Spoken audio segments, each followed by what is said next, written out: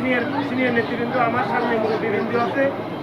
আমার গুচ্ছের পাশে 15 নম্বর ইউনিয়নের চট্টগ্রাম জেলার হাটহাজারী উপজেলার 15 নং ইউনিয়ন বুড়িচরে ইফতার মাহফিলে বিএনপি নেতৃবৃন্দ 17 মার্চ বিকেল 5টা থেকে নজমিয়া হাটের দোকানবাড়ির বিএনপির নেতা এম আর সেলিম পারভেজের নিজ বাড়ির আঙিনায় ইফতার মাহফিলের আয়োজন করা হয়।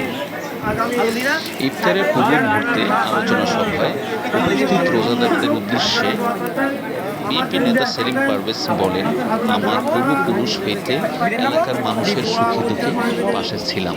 ভবিষ্যতে থাকার জন্য আগামীতে 15 নম্বর বুড়িচর ইউনিয়নে চেয়ারম্যান হিসেবে নির্বাচন করতে চাই। এ বিষয়ে আপনাদের কাছে আন্তরিকভাবে দোয়া প্রার্থনা করছি।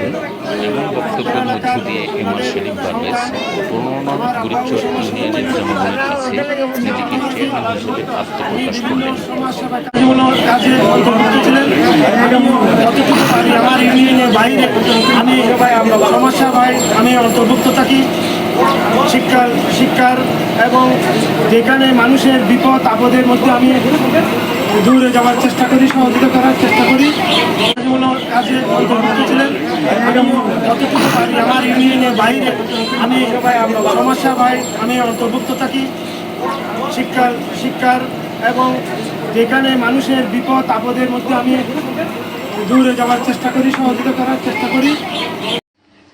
আয়োজিত ইফতার মাহফিলে সভাপতিত্ব করেন কাতার বিএনপির সাধারণ সম্পাদক মনসুর আলী। অনুষ্ঠানে প্রধান অতিথি হিসেবে উপস্থিত ছিলেন সাবেক ছাত্রনেতা ও বিএনপির সংগঠক মোহাম্মদ আলী। এছাড়াও উপস্থিত ছিলেন ব্যারিস্টার শাকিলা ফারজানার প্রতিনিধি সলিমুল্লাহ সোহেল, স্বেচ্ছাসেবক দলের মাইনুদ্দিন, কৃষক দলের নুরুল আমিন। এতে আরও উপস্থিত ছিলেন মোহাম্মদ নাসির, বাবুল, এম আলী, মোহাম্মদ আবু, নূর মোহাম্মদ, বিএনপি নেতা আজম, আব্দুল সালাম, মোহাম্মদ শফি সহ আরও অনেকে। এ সময় বিশেষ দোয়া প্রার্থনা করেন কারি মোহাম্মদ ইলিয়াস রেজা।